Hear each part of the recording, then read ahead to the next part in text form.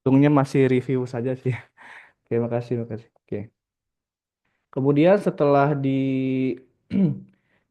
kita apa namanya? Kita kalibrasi ya. Kita juga di sini bisa menghapus ya settingan atau konfigurasi dari WiFi ya dengan cara melakukan clear EEPROM gitu. Nah, mungkin ada sedikit pertanyaan ya dari Bapak dan Ibu. Ketika ini posisinya kan perangkatnya ini sudah full online ya. Tapi kok kita masih perlu sih ya, masih perlu membuka laptop gitu kan, dan juga harus membuka Arduino IDE.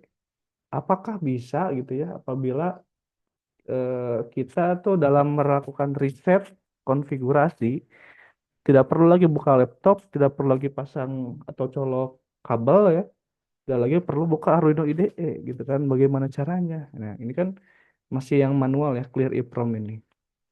Nah, caranya ada ya, yaitu dengan melakukan provisioning WiFi gitu. Nah, kalau Bapak Ibu buka di program Blink Agent ini, nah ya, ini mohon maaf ini hanya materi tambahan saja sebetulnya ya, karena materinya sudah habis, saya ingin cuma sharing aja lah menambahkan gitu.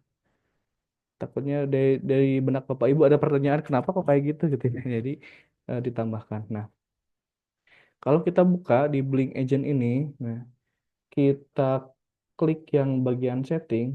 Nah, di sini ada nih ya, bahwasannya kalau kita mau reset ya, mau reset konfigurasi WiFi-nya, itu kalau di Wemos ya, di Wemos ini terdapat di pin button atau di pin 0 ya. Nah, pin 0 tuh yang mana sih? Nah, kita harus cek dulu nih. Cek pin out dari Wemos D1 ya. Pin out Wemos D1. Nah, pin 0 tuh yang mana sih sebetulnya? Nah, kalau kita lihat di sini,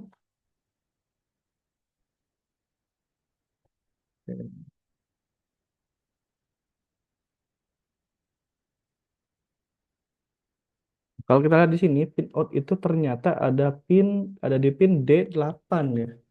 D8. Nah, kalau kita lihat D8 tuh mana sih gitu kan? Kalau di dalam case gitu ya, eh ini kan kalau kita lihat switch-nya atau buttonnya hanya ada di pin D2 dan D3 gitu ya, dan juga reset gitu kan. Mana lagi nggak ada button gitu kan ya. Nah, memang sebetulnya untuk apa namanya yang ada di sini, yang ada di program Link Agent itu kenapa dia ada di pin D0? Ya, pin D0, di pin 0, kenapa? Karena kalau di Node MCU, nah pin 0 itu merujuk pada ini ya, pada tombol flash gitu kan. Nah, jadi kalau kita mau reset konfigurasi WiFi-nya, kita tahan tombol flash-nya selama 10 detik dan dia nanti balik ke konfigurasi dalam mengkonfigurasi WiFi gitu ya. Nah, sayangnya kalau di dalam case ya, di dalam case tidak ada tombol lagi gitu ya. Nah, coba kita lihat dulu ya. Coba kita lihat dulu di dalam case pin D8 ada di mana sih gitu kan. Oke.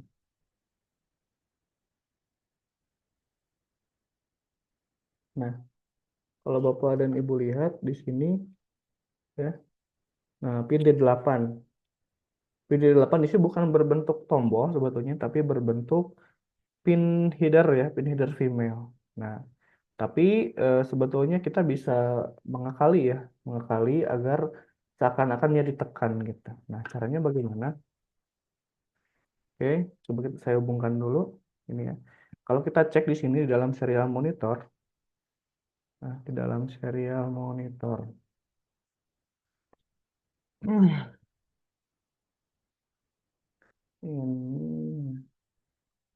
kita cek serial monitor, ininya COM3. Oke, bentar.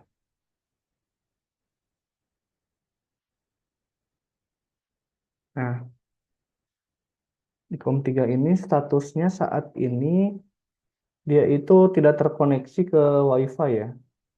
Nah, tidak terkoneksi ke WiFi. Masih ya dia sudah disetting sebetulnya.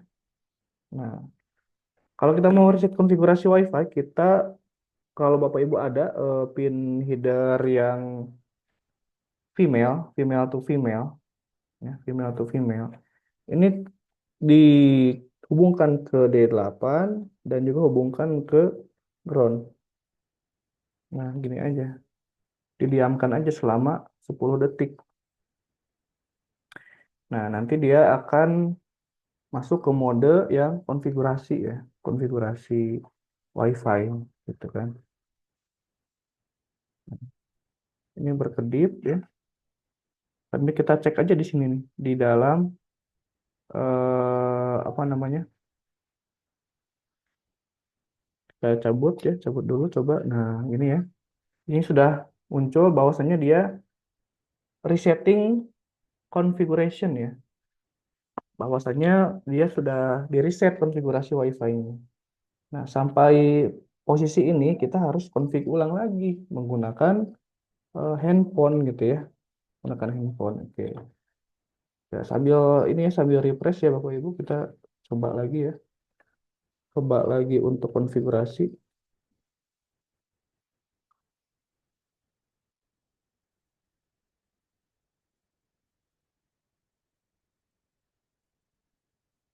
Oke, masuk ke Blink.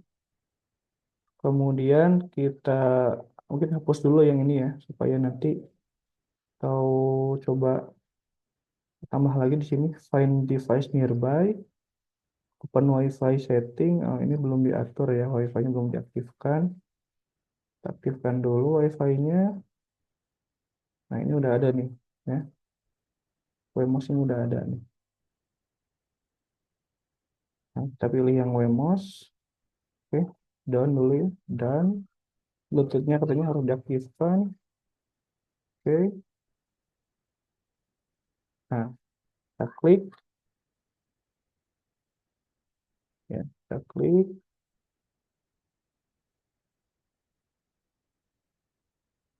searching for device ya. Di sini, oh mohon maaf nih, di sini saya lihat ini malah nggak connect ya ke WiFi ininya ya. Coba diulangi. Ya, pastikan dulu dia, oh, Wemos-nya udah masuk ya.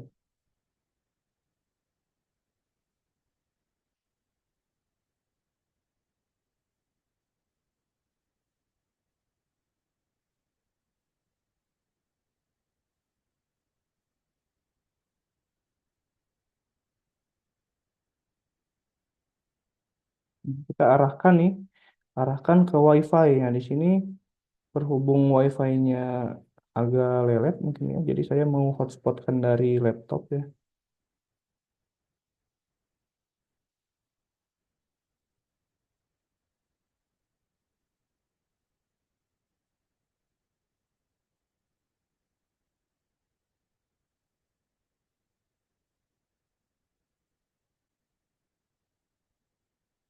Nah, sambil kita cek di serial monitor tampilan dari, oke, di sini sudah masuk ya, sudah masuk.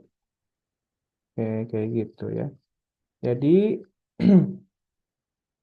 itulah cara untuk kita bisa mereset konfigurasi WiFi ya tanpa perlu kita buka laptop, kemudian buka Arduino IDE dan lakukan tadi clear EEPROM. Jadi kita bisa secara fisik ya, secara fisik menggunakan pin D8 dan juga GND. Sebetulnya kalau Bapak Ibu familiar dengan perangkat IoT masa kini ya, kalau misalkan CCTV atau mungkin mungkin lampu ya, lampu pintar pun hal tekniknya sama seperti itu biasanya. Jadi perlu handphone untuk konfigurasi di awal dan diarahkan ke WiFi mana dia terhubung gitu ya. Jadi itu sama ya kayak gitu sistem. Nggak perlu buka buka program gitu kan. Ya itu belum tidak tidak user friendly lah gitu ya. Kurang kurang baik lah gitu kalau di klien gitu ya. Oke ya, sampai sini eh, kita cek ya, kita cek untuk apa koneksi ke Blinknya.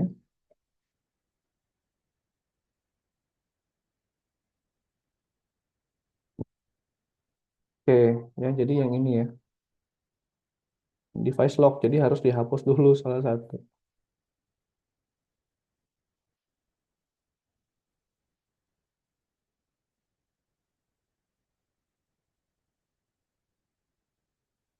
Terus refresh. Oke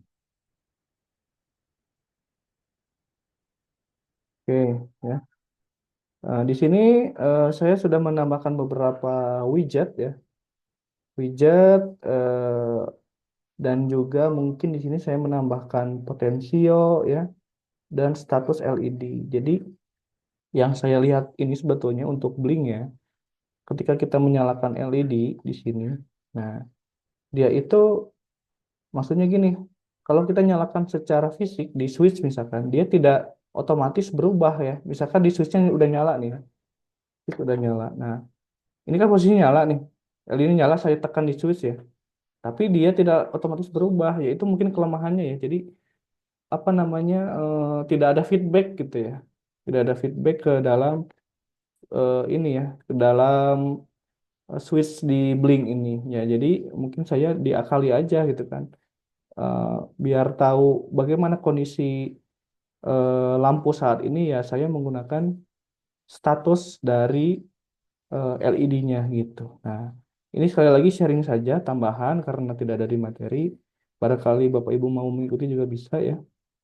Jadi caranya eh, dari program yang kemarin DHT, kita menambahkan beberapa program ya. Di antaranya di sini saya menambahkan untuk potensiometer ya, karena di A0, kemudian kita tambahkan eh, kita inisialisasi variabel ya untuk menampung nilai sensor, kemudian kita buat juga untuk menampung eh, status LED ya, gitu.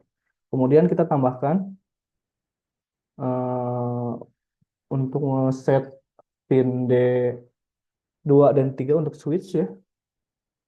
Nah, dan juga di sini ada timer dan set interval ya untuk sensor DHT, potensio dan LED status. Jadi untuk function ini ya akan dikirimkan setiap 1 detik sekali dan ini yang eh, sesuai dengan keinginan kita mau ini 1 detik mau atau mungkin ini 100 milisekon ya.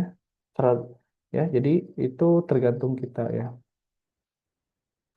Nah kemudian kita tambahkan lagi ya functionnya di sini kan udah ada kemarin sensor DHT, kita tambahkan lagi di sini untuk potensionya ya. Jadi ditampung dulu ya hasil pembacaan potensionya di sensor value, kemudian dikirimkan ya di data stream V7 gitu.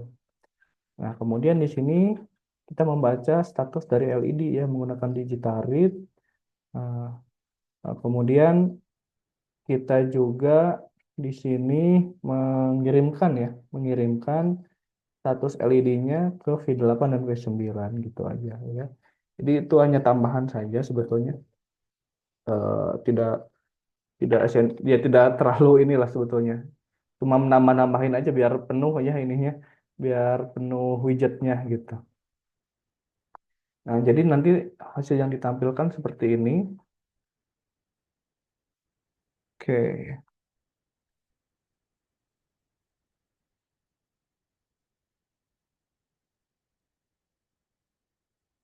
Jadi ketika ini ditekan,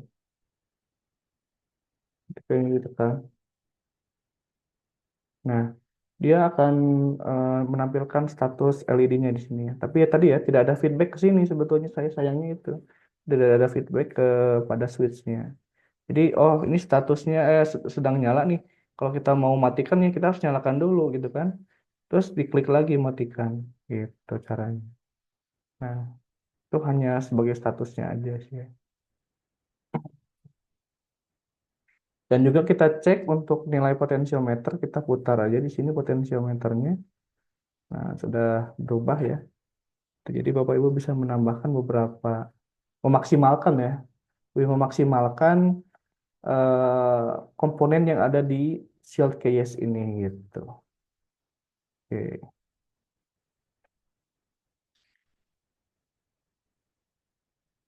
Oke, gitu ya. Nah, dan juga selain kita bisa menampilkan data di web dashboard, ternyata Blink juga punya fitur untuk kita bisa kendalikan ya, kendalikan controlling dan monitoring via handphone gitu ya, menggunakan handphone. Nah, caranya bagaimana? Kita masuk lagi ke Blink yang tadi ya, ke Blink. Nanti kita akan atur-atur nih di dalam aplikasi Blinknya gitu. Oke, kita masuk lagi ke aplikasi Blinknya.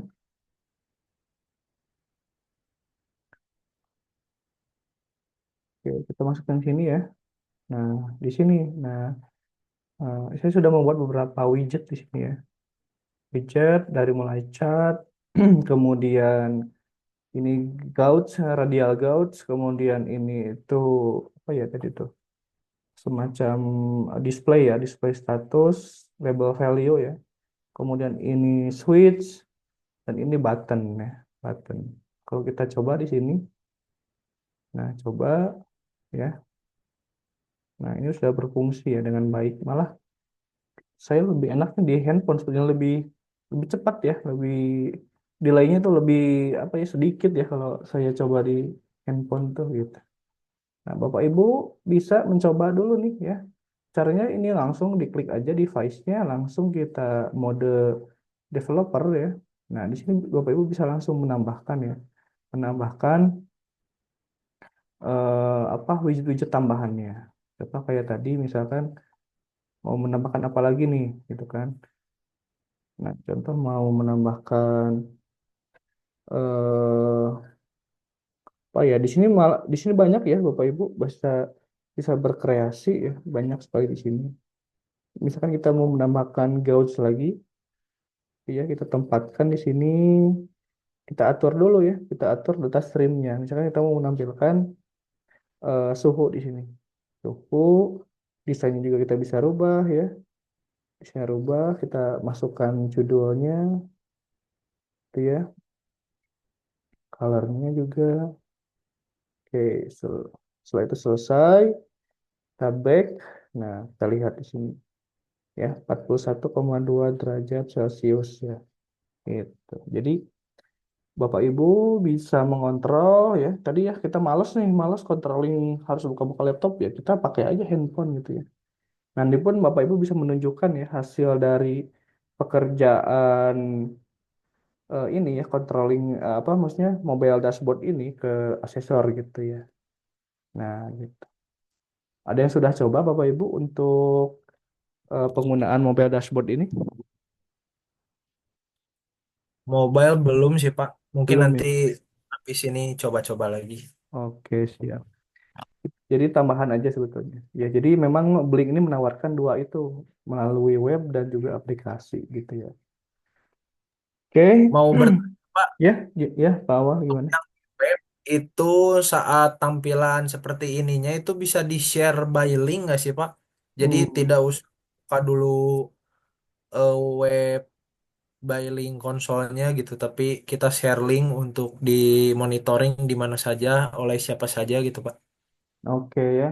Apakah web dashboard ini bisa diakses gitu ya dari oleh siapa saja dan di mana saja? Nah, nanti mungkin Bapak Ibu akan ini menyinggung ya masalah keamanan dan ancaman di dalam perangkat IoT bahwasanya kalau Blink ini dia kan login menggunakan akun ya. Jadi ketika kita mau mengakses web dashboard ini kita harus login dulu menggunakan akun yang admin lah gitu ya, akun admin. Nah, kita juga bisa menambahkan sebetulnya user di sini ya, user di sini untuk mengundang siapa saja sih.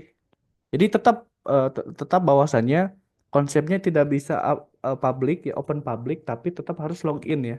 Karena kan kita ketika masuk ke dalam apa namanya Blink ya baik di HP maupun di laptop gitu kan di desktop kita kan tetap harus login gitu.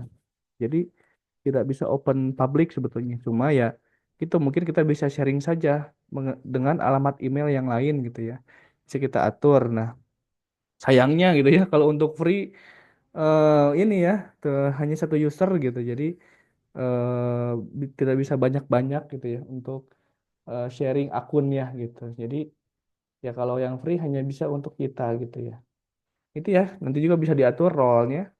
Dia mau sebagai apa nih role-nya? Mau sebagai admin kah? Kalau admin kan berarti bisa kita ini ya, bisa mengakses, bisa mengedit gitu kan ya. Bisa mengedit, bisa melihat dan sebagainya. Kalau mungkin nanti ada role yang lain, nah itu bisa kan hanya sebagai pelihat dan ya sebagai pelihat aja misalkan kayak gitu. Jadi untuk link sendiri yang saya tahu ini dia memang konsepnya harus login ya, login akun gitu. Jadi tidak bisa sembarangan diakses gitu ya.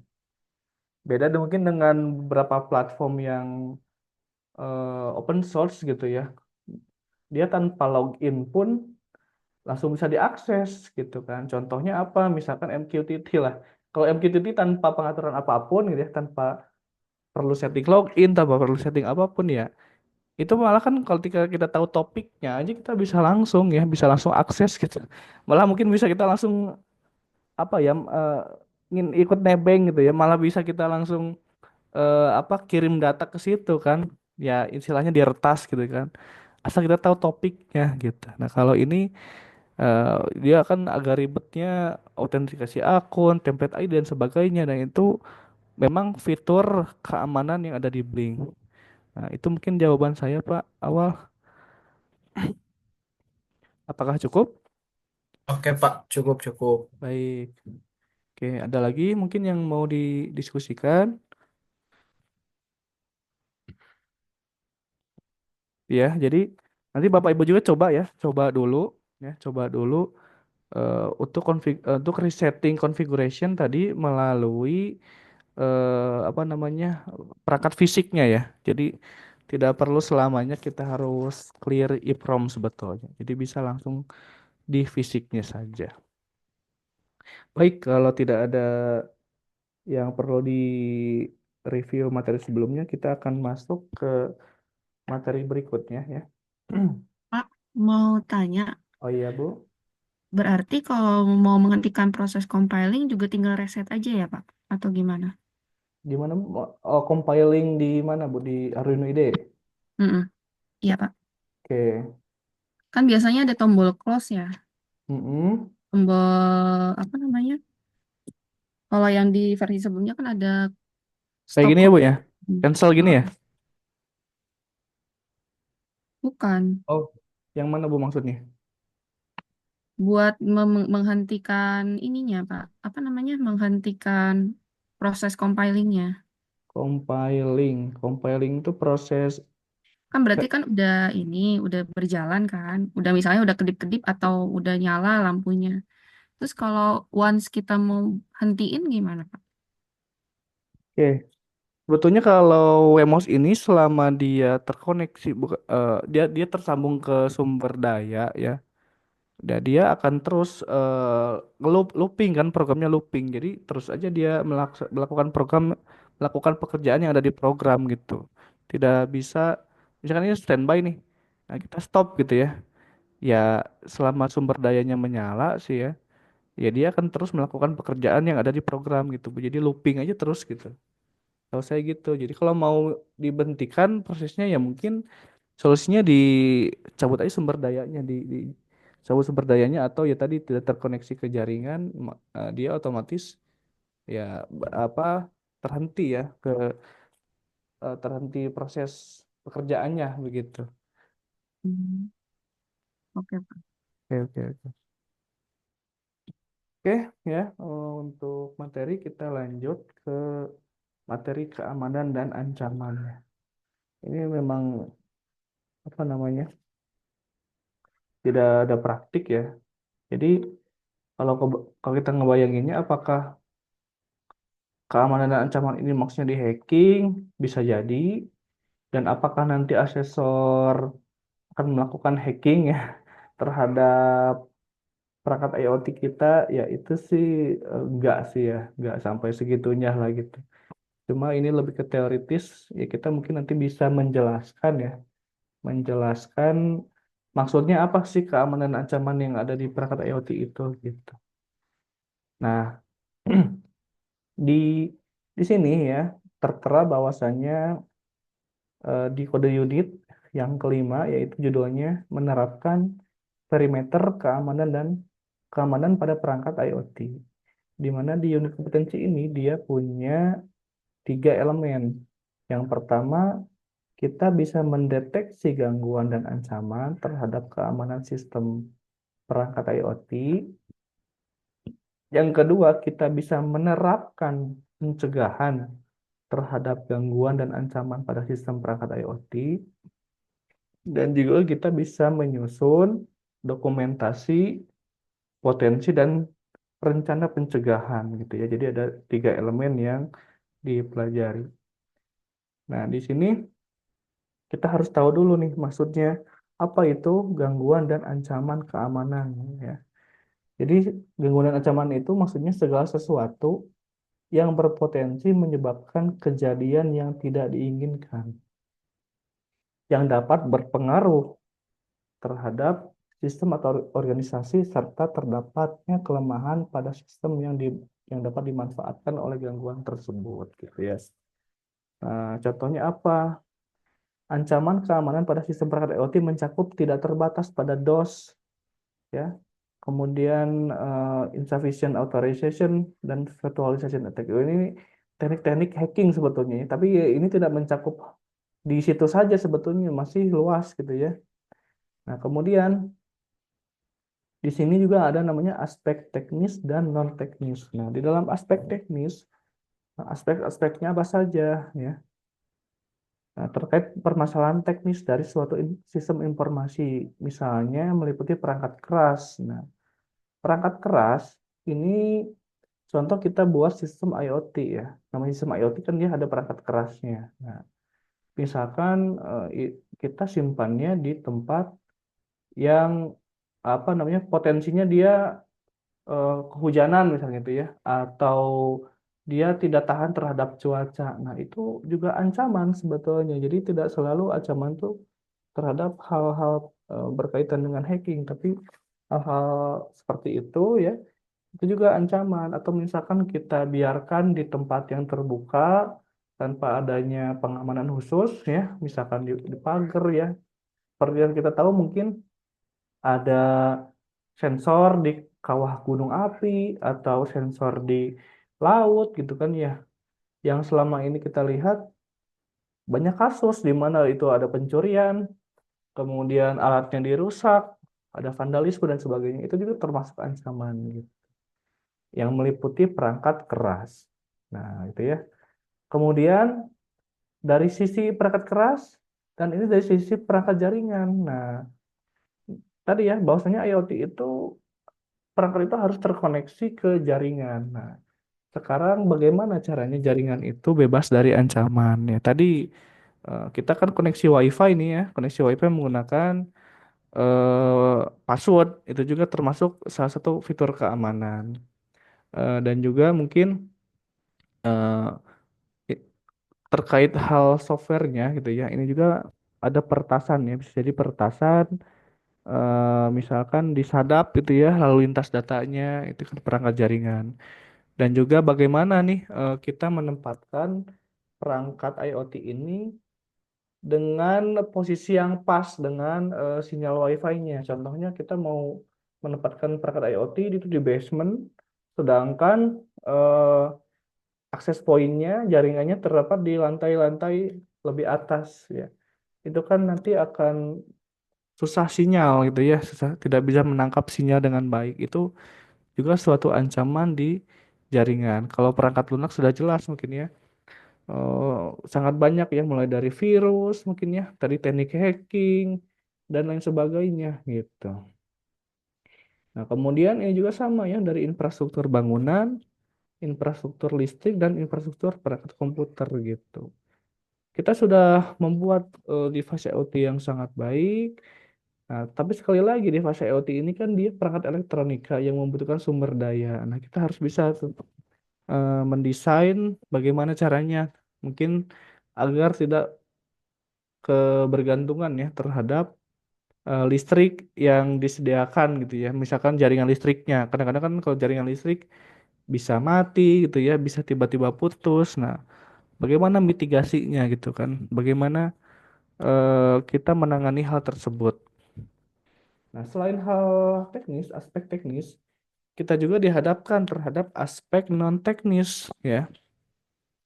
Misalnya masalah pembiayaan. Nah, gitu kan. Tentunya kita membuat desain IoT, perangkat IoT kan kita melaksanakan perencanaan ya RAB dulu. Nah, bagaimana tuh masalah pembiayaannya? Apakah pembiayaannya itu sudah sesuai dengan spesifikasi yang diinginkan gitu ya? Atau tiba-tiba ada pengurangan efisiensi gitu kan ya kalau sekarang ramai itu. Nah, itu bagaimana cara mengatasinya gitu kan? Kemudian tentang organisasi. Nah, organisasi ini mungkin ada kaitannya dengan apa ya asosiasi misalkan ya, asosiasi IoT atau misalkan organisasi yang dapat menghambat aspek non teknis ini. Contoh mungkin eh saya pernah juga kerja di bidang telekomunikasi itu ya contoh di BTS ya. Bahwasanya BTS ya tower jaringan itu kan ditempatkan di tanah sewa ya biasanya di suatu daerah. Nah, ya ternyata gitu kan di tanah sewa itu di suatu daerah itu banyak oknum-oknum gitu kan yang memeras gitu kan ya. Jadi setiap ada teknisi yang ke sana gitu kan suka apa ya dimintailah japrem japrem gitu kan. Nah, ya itu termasuk ya termasuk apa ya ancaman sebetulnya gitu kan ya. Kita mau ngecek kondisi alat gitu kan itu alat punya kita dan tanah juga udah disewa tapi ada aja gitu kan ya gangguan dan ancaman seperti itu. Jadi ya itulah ya tantangannya begitu. Jadi bagaimana caranya supaya mungkin bisa dihindari hal seperti itu. Kemudian SDM ya, SDM sumber daya manusia ya tentang mungkin tentang kompetensinya gitu kan. Apakah mungkin SDM yang mengelola sistem IoT ini sudah cukup handal gitu kan ya dengan Bapak Ibu mengikuti program pelatihan dan sertifikasi berarti kan nanti Bapak Ibu sudah diakui kompetensinya sebagai seorang perkayasaan perangkat IoT gitu. Itu salah satu usaha dan ikhtiar untuk kita diakui kompetensinya dan juga hukum dan bisnis gitu ya. Seperti hukum kan legalitasnya ya. Misalkan hak ciptanya bagaimana gitu kan. Seperti Blink ini. Kalau Blink apakah boleh apa namanya disebarluaskan gitu ya. Nah, dengan Blink ini juga ada program white label gitu ya. Ada apa namanya? eh, white label IT solution. Nah, ini ya. Jadi untuk yang enterprise ya, untuk yang ya ini lebih ke jadi kita menggunakan fitur Blink di antaranya Blink Cloud, Blink Apps, Blink Agent dan Blink Console itu ya tanpa embel-embel Blinknya. Jadi white label gitu ya. Ibarat kalau ini memaklun mungkin ya kalau sekarang skincare kan gitu. Skincare walaupun tidak dibuat oleh sendiri yang buatnya gitu kan, tapi kan dia ikut jasa orang untuk membuatkannya gitu ya. Jadi bisa white label lah gitu. Nah, itu kan tapi ya itu kan ada hukumnya ya, ada bisnis proses di dalamnya kayak gitu. Oke, itu mengenai aspek non teknis ya. Nah, selanjutnya di unit kompetensi selanjutnya kita telah mengetahui ya keamanan dan ancaman, kita juga bisa mengaplikasikan patch keamanan pada perangkat IoT. Nah, sekali lagi di sini karena kita menggunakan Blink, itu semua sudah ada di dalam fitur Blinknya gitu ya. Kecuali kita buat sistem sendiri ya kita harus menambah-nambahkan ya fitur login mungkin, fitur autentikasi, fitur-fitur enkripsi dan lain sebagainya. Kalau di Blink sudah ada itu tuh ya. Jadi Bapak Ibu pun nanti ketika kalau ditanya tentang bagaimana caranya mengaplikasikan patch ini, ya jelaskan saja fitur-fitur yang ada pada Blink. Contohnya apa gitu kan. Nah ini ya.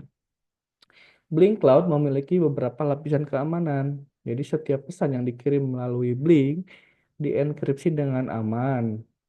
Nah, kecuali jika kita menggunakan perangkat yang tidak mendukung TLS.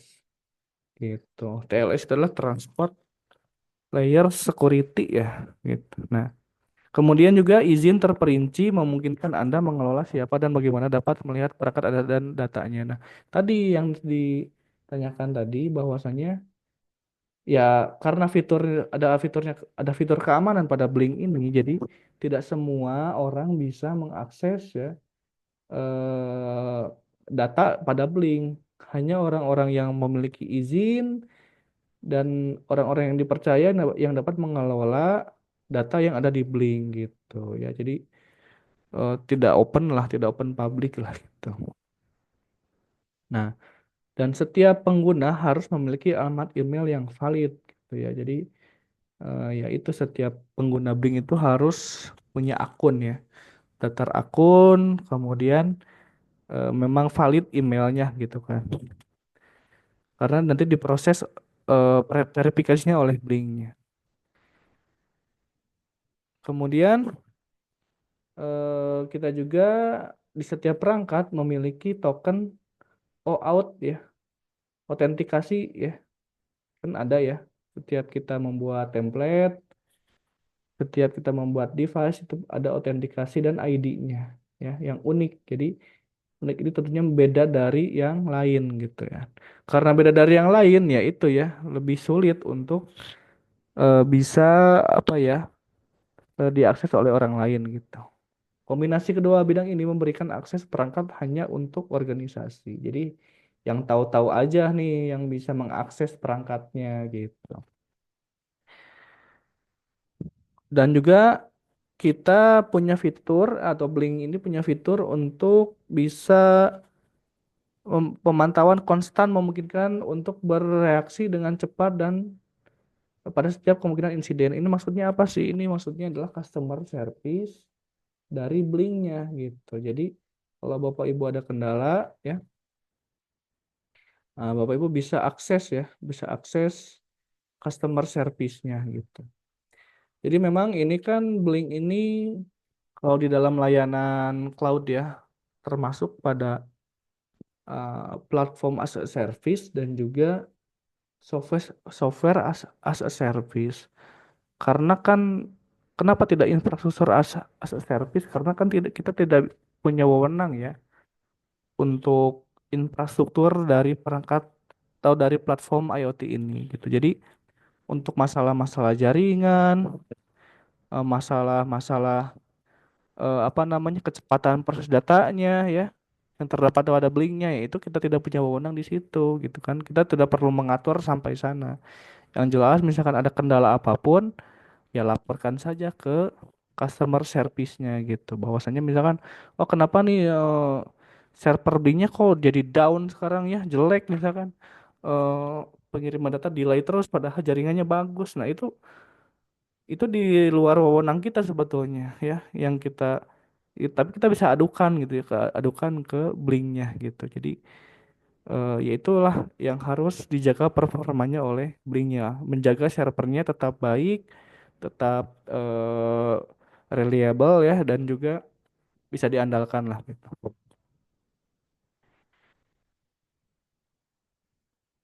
Nah, jadi tadi ya fitur-fitur pada Blink itu apa? Blink Agent, Blink Console dan Blink Cloud ya. Blink Agent itu di dalamnya Blink Inject dan juga Blink Air.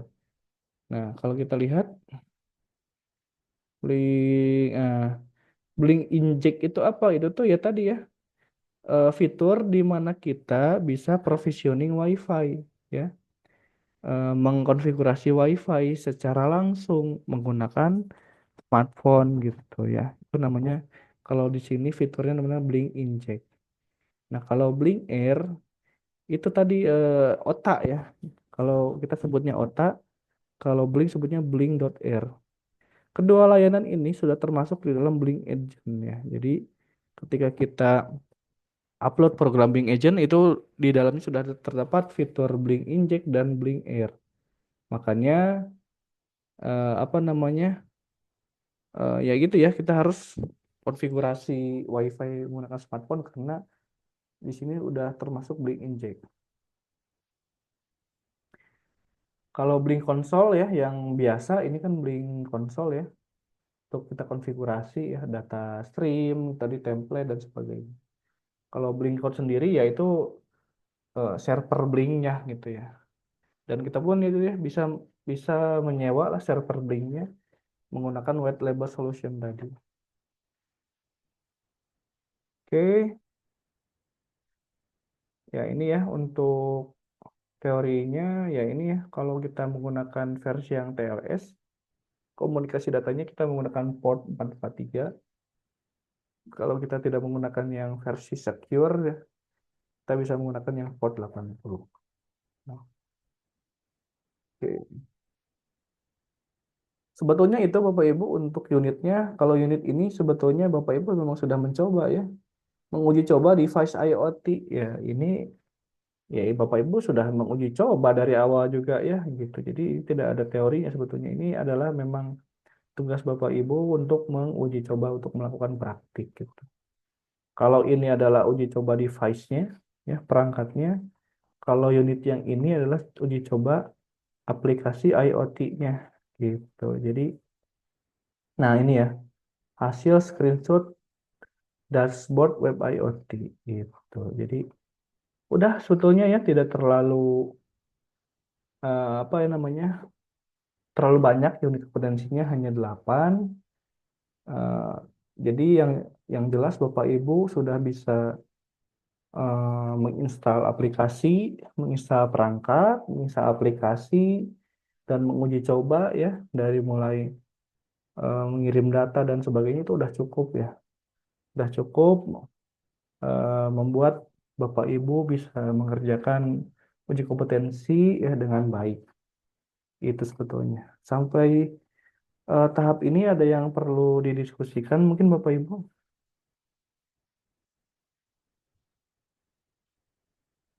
Oke, monggo barangkali ada yang mau didiskusikan atau mungkin wah Pak Alhamdulillah mungkinnya lancar-lancar aja. Oh syukur kalau cacarnya syukur ya. Tinggal mungkin kalau bisa sih jangan terlalu lama uji komnya mungkin besok. Kalau misalnya sudah lancar masa apa namanya jangan dilama-lama sih. Eh, kalau bisa besok aja gitu tapi kan sudah dijadwal ya di tanggal 2 berapa 26 ya 26 27 ya Bapak Ibu ya gitu nanti mungkin Bapak Ibu dikasih kesempatan buat apa namanya buat di hotel itu kan Hamin 1 Hamin 1 itu proses administrasi untuk ke LSP-nya Lembaga Sertifikasi Profesi melengkapi segala macam administrasi yang sudah disyaratkan mengisi form APL, pendaftaran dan sebagainya. Dan juga nanti mungkin setelah mengisi administrasi ada juga pendampingan ya, pendampingan oleh tim fasilitator Indobot ya. Jadi Bapak Ibu kalau ada yang ditanyakan bisa langsung tuh tatap muka gitu ya, tatap muka di sana. Kalau waktunya mungkin ya tergantung ya. Kalau misalkan ini kan pesertanya hanya 3, kayaknya nggak sampai sore ya gitu ya, nggak sampai sore sih. Mungkin sampai siang juga sudah selesai. Saya juga dulu nggak lama ya untuk uji komnya juga. Saya datang mulai jam 8 dipanggil langsung selesai ya jam 9 10 udah selesai gitu sebetulnya. Cuma mungkin ada tetap harus menunggu sih ya, menunggu yang lain selesai gitu. Nanti langsung diumumkan hasil dari uji komnya apakah kompeten atau belum kompeten. Tapi itu sekali lagi dari asesor ya yang menentukan itu. Nah, gitu ya. Jadi untuk perencanaannya ya Bapak Ibu mungkin bisa direncanakan dari sekarang bagaimana akses ke Jogjanya gitu kan. Mau menginap di hotel mana bisa direncanakan dahulu. Dan itu ya karena mungkin banyak waktu yang luang bisa sambil main ya di kota Jogja ya. Ini bulannya bukan bulan liburan jadi sepertinya aman terkendali ya untuk bisa liburan di Jogja nggak terlalu ramai lah gitu. Kalau dari Pak Awal mau naik apa Pak Awal ke Jogjanya? Gimana Pak? Kalau Pak Awal ke Jogjanya mau menggunakan apa? Rencana sih lihat jadwal tuh kereta masih ada ya Pak, yang Ah, bisnis atau yang ini mm-mm, agar nggak menyita waktu juga sih ya. mm-mm, betul Tapi betul nanti betul. kalau misalkan memang kereta nggak dapat, saya cari bis paling. Cari bis ya, ya ya ya bisa Pak. Bis langsung ke Jogja ada sih. Saya juga dulu pakai bis Pak, bis Budiman saya dulu ya. Dari Tasikmalaya sih dulu. Oke, kalau Bu Rizky dari Jakarta ya, kira-kira bagaimana Bu perencanaan ke Jogjanya Bu? Oh, saya sudah mesen kereta sih Pak sama Oh, mesen hotel. oke, udah baiklah perencanaannya. Tinggal packing baju kayaknya ya, Bu ya. Iya, tinggal packing baju sama belajar Pak.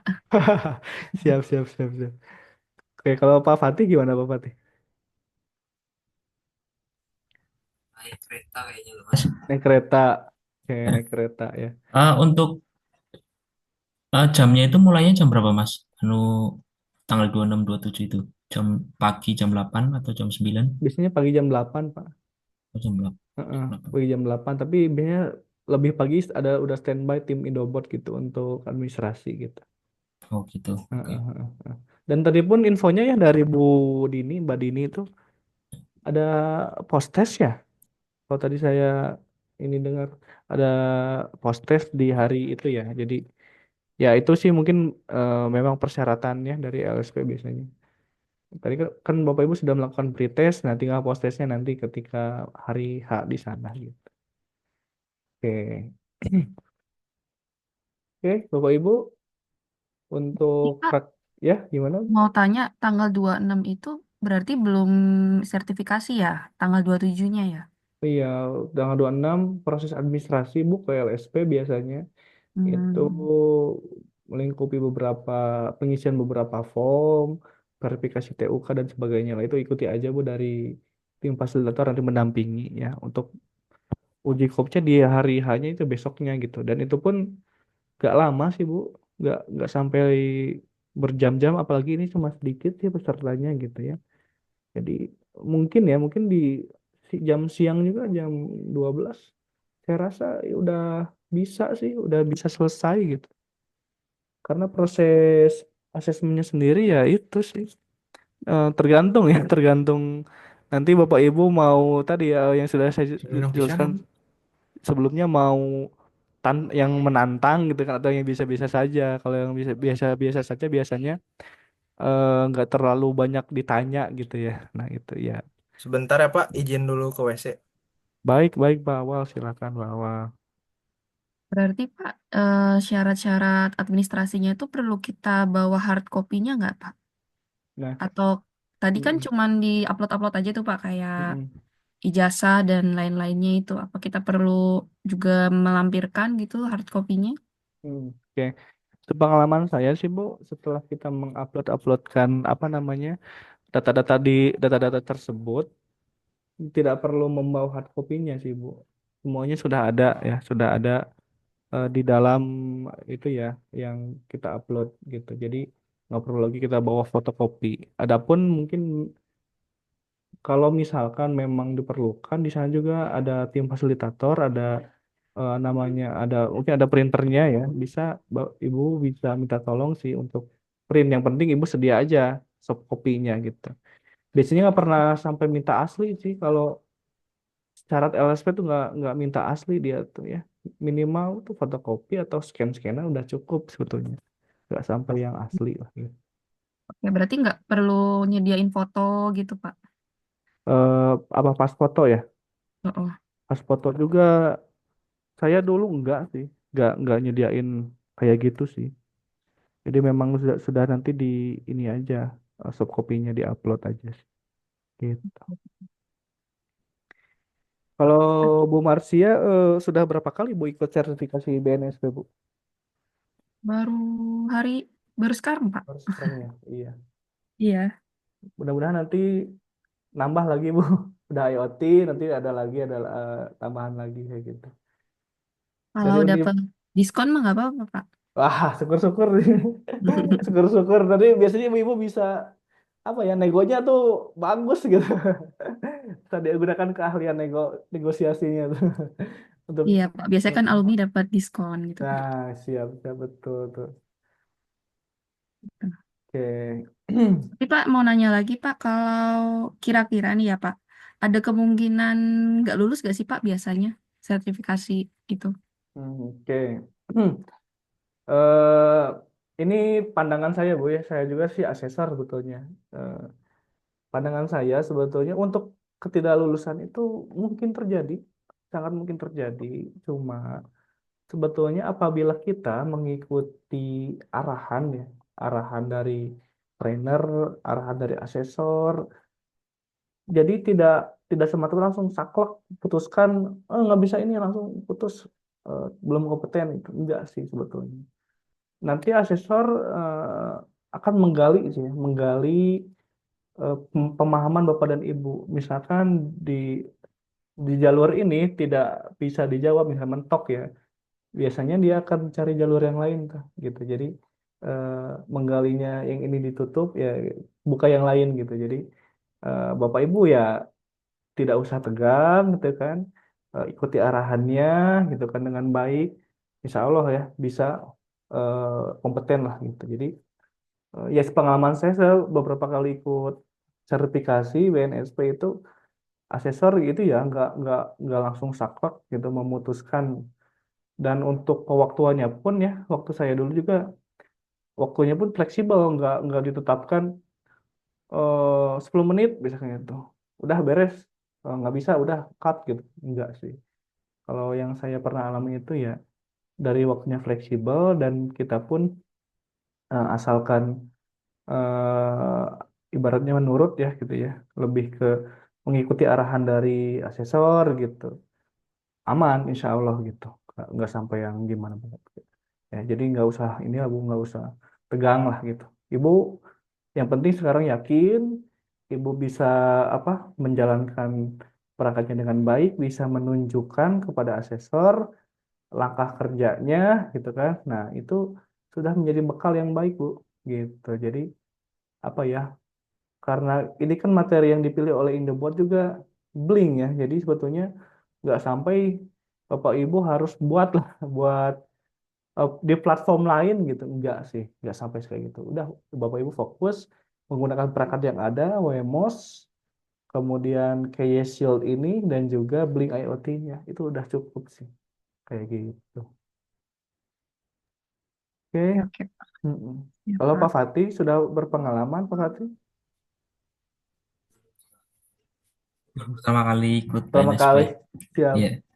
nanti Kak, mau tanya, Heeh. Pak, kalau berarti besok itu yang dipakai hanya Wemos ini ya, Pak. Dari sini terus kita buat projectnya itu yang ya tentang ini kelembapan suhu gitu doang. Mm-mm. LED. Oke, betul ya. Jadi karena kan di shieldnya ini memang terbatas komponennya, meskipun di kitnya ada beberapa komponen tambahannya sebetulnya ya. Ya ada Eh, ada OLED kalau nggak salah, ya. kemudian ada sensor lainnya. Tapi kita dengan menggunakan shield case ini juga sudah cukup gitu kan. Meskipun terbatas sensornya, di sini kan ada sensornya cuma DHT gitu kan. Meskipun di sini nih ada sensor apa ya LDR ya untuk cahaya ya. Tapi karena Ya. dia di A1 Pak Fatih, nah dia kan tidak kompatibel nih di Wemos kan tidak ada A1 sebetulnya ya. Dia cuma sampai A0 aja. Jadi kita tidak perlu gunakan gitu.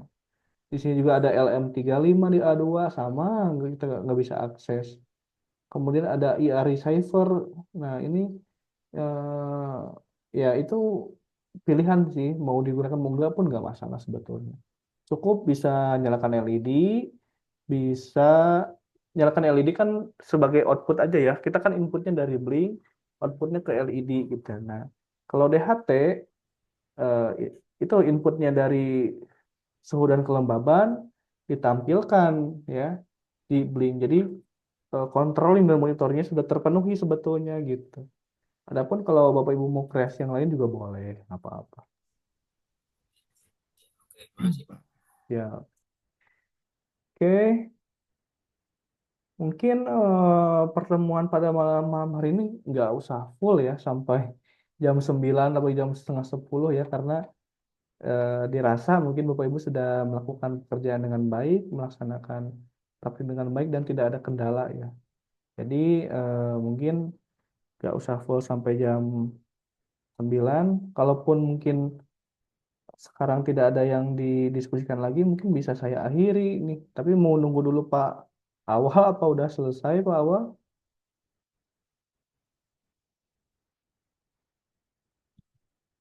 Oke.